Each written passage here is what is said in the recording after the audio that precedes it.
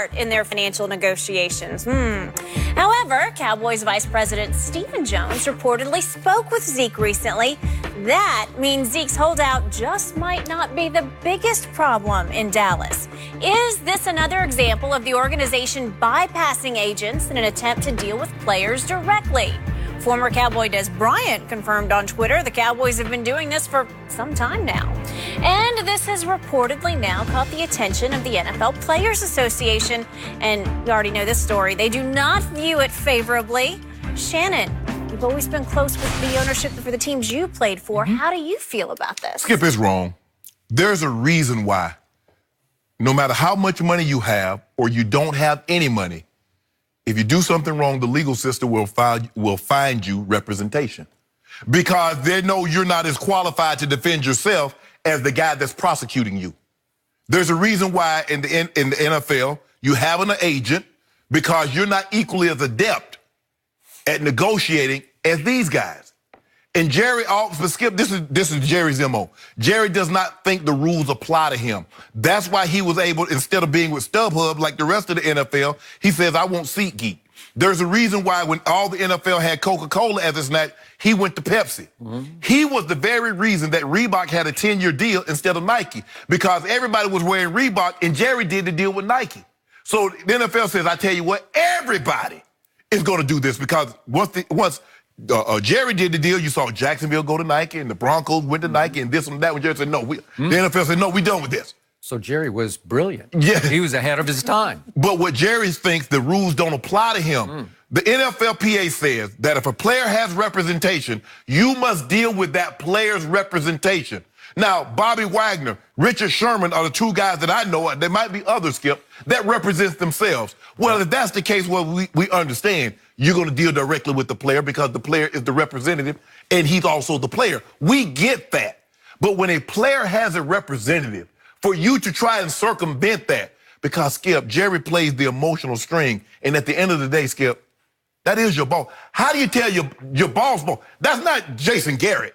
Skip, that's not the running backs coach. That's not Will McClay. Skip, that is the boss of bosses. How do you tell him no? I mean, as he might ask me to do, Whit might ask me to do something, I was like, nah, I'm busy. But if Shanks says, Shannon, can I see you for 10 minutes after work? I'm going to tell Shanks no. Nah, bro, I'm busy. You're just going to blow off Azzy and Whit like that? See, no, I will say, hey, guys, hey, I need to get home and let the dogs out. The dogs be there. You know, I need to let them out. I need to feed them. But if Shanks says, hey. You rank your bosses. I see. Yeah. Yeah, you know what? I don't.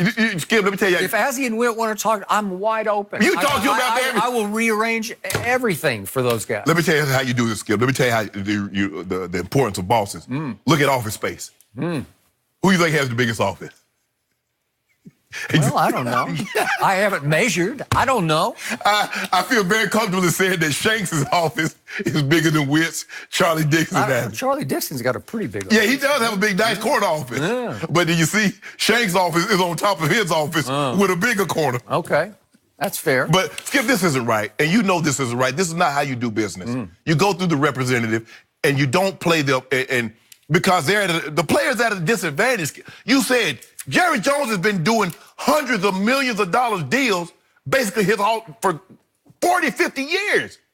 And you take a guy that's not his expertise. Jerry Jones did not hire any of these guys because he thought they were going to be great financial guys or great negotiators. He hired them because he knew they were going to be damn good football players. And you're asking a guy to go out of his realm to do something against you that's in your wheelhouse. It's wrong, Jerry, and Jerry knows it. And the NFL needs to step in and take a couple of draft picks for him to send a message. Really? Yeah, send a message. You hate those Cowboys? I don't hate them, Skip. That's wrong. You know, Skip, if you're doing something, Skip, my grandfather tell you, my brother and I, he said, son, don't do wrong if right is an option. Don't do that. He said that? Yeah, Skip, that's an option. That's absolutely brilliant. It's simplicity, but brilliant. Yeah, why does Jerry do that? And you're going to defend it. You're going to defend it. You're going to sit right across there and defend it, Skip Bayless. Tell me you're not going to defend this. I did read the anecdote last night from Des Bryant about how when he was negotiating with Jerry, at some point Jerry asked him to come up and sit with him in the box or whatever. And he said, Jerry, if you came down on the field and tried to cover me, what would happen? And Jerry said, you'd kill me. And he said, well, then that's what would happen if I go up there. You'd kill me, right? Okay. So I get that. With almost any other owner, I would agree with you. I still say you're missing boat, missing point on how Jerry is put together. What makes Jerry tick as a human being? At heart, he loves his players to a fault. At heart, he wants to rub elbows with superstar Dallas Cowboys. That's the deepest pull for him wanting to buy the Dallas Cowboys was so he can socialize with superstars. And he can get to the point where he considers his superstars like his sons. He does. Okay? And it's always to a fault because he's going to overprotect and sometimes overpay his superstars. So despite Des saying, no, I'm not going to come sit with you and let you sweet talk me. And again, you can say Jerry can be a silver-tongued devil or a used car salesman or a snake oil salesman. You can go all the way to snake oil if you want to. I get all that. But in the end, the player often with Jerry has the advantage because Jerry loves the player over the edge where he's willing, he just wants to make him happy. And listen, I know Jerry. I literally, I'm not even exaggerating this to 1 ounce. I spent hundreds of hours around Jerry for not 1 or 2, but 3 books I wrote. And you know Jerry likes to talk, so he's as accessible as any owner ever. So especially for my first book, he just said, come live with me, basically, which I pretty much did. I sat with him almost every day, all through that first Super Bowl week in 1992, going into 93 postseason. I spent every day with him when they came out here to play at the Rose Bowl, Super Bowl in Pasadena, but they stayed in Santa Monica. And I just hung with Jerry every day. So I think I have a pretty good feel for what makes him tick. And what makes him tick is... Did you write about anything after hours? After hours? That's off the record. No, it actually wasn't. No? What I always loved about Jerry is everything's just on the record. He never says this is off the record. He just talks. But Skip, you have representatives. By the way, my book could have been called After Hours. Exactly. Because you spent a lot of time after hours. But Skip, when you're going through, okay, you about to leave ESPN and you're going to make a decision, okay, you're a free agent, you let your agent handle that. Okay, in the big picture in general, in a vacuum, absolutely you are correct. But Jerry's not in a vacuum. There's only one Jerry. I've never met anybody like him. And I still say Zeke and his guy Rocky Arsenault and whoever else you want to throw, Todd France into the equation, they picked the wrong strategy. The strategy was to send Zeke to camp for day 1 and to let him buddy up with Jerry and sit with Jerry and sweet talk Jerry and get Jerry more on their side because Jerry tends to overpay his superstars. What did Des get? He still got 5 years, $70 million with 45 guaranteed. With nobody up. Yeah. Let the agent handle it. No, he was buddying. But here's the thing, though, Skip. Zeke's looking at it, like you said, you hate training camp because all you want to hit a 907 and a back goes down. Zeke could have been that back. Zeke says, I'm better served staying away because Zeke's like, I buddied up to you, Jerry. Jerry, you know what I do. 2 or 3 years I've been leading the league in rushing, and I'm 24. You're not going to want to pay me at no 28, Skip. So this is the highest value. And for Jerry to somehow, Skip, when you know it's the rule and you deliberately go outside of it, at what point in time do you say, you know what, we got... Now, the NFL always tell the players if they fail a drug test, you're responsible for what's in your body. Okay, isn't Jerry responsible for his actions when you know that this is a rule and it shouldn't be broken and Jerry breaks it and the NFL has turned the blind eye for the longest? What did DeMarcus Lawrence tell Stephen Jones? And Stephen started talking about the salary cap. He said, salary cap sounds like a you problem. That's not a me problem. But what was the breakthrough in that deal? Stephen said, I finally got to, as you say in Arkansas, visit with DeMarcus. He got to sit with him. Now, Stephen is different from Jerry because Stephen is thoroughly, totally, almost hardcore objective. And Stephen tries to keep Jerry away from the players because Jerry tends to cave in. Let me tell you what's happened. DeMarcus Lawrence said, if y'all don't give me this money, I'm not signing this deal until the season, and I'm going to wait as long as I can to have this shoulder surgery. Now, let me see how that work out. And they said, you think about having, okay, we give you $21 million, which is the highest price ever for a defensive end in NFL history.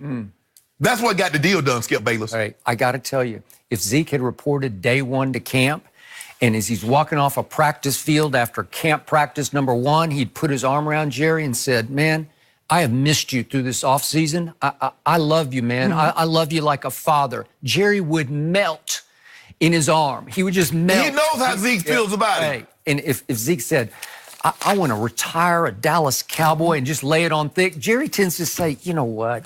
That was Zeke said. I just got to give this up. I love you too. Zeke said, you are my son. Zeke said, seriously, Jerry. This is the way Jerry operates. Yeah, I know. But if you push Jerry, we ain't pushing him. He got pushed back into a corner. No, Skip, how we push it? We in Cabo. Yeah. We thousands miles away. That ticked him off even more. We don't want to push him. Like you're going on vacation while you're holding out. We don't want him to see us. We might be out and going and driving in Texas, and we might pass each other. And like, there goes Zeke. He should be. We don't want that to happen, Skip. We don't even want to cross paths.